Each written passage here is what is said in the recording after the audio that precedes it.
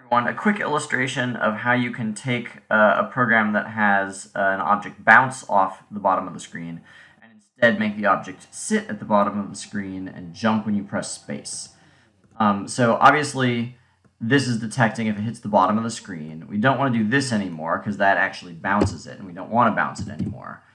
If I keep this statement, this is saying reset the y coordinate to be equal to the bottom of the screen minus the radius of your object.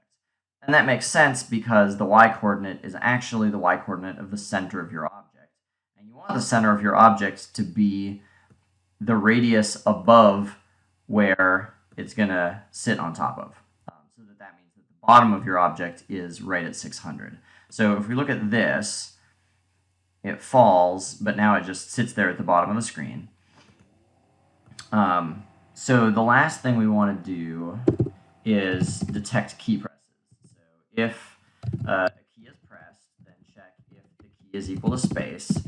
And if the key is equal to space, then we want to set the y speed to some upward value. So notice this only happens once when you hit the space key. After you get an initial speed of negative 14, after that, gravity is going to pull your speed slower and slower and slower again. So instead of thinking about this as jumping, think about this as giving yourself an initial upward velocity that starts the jump, but then all of the rest of this continues the jumping motion. So let's see what that looks like. So I press space, and there I am.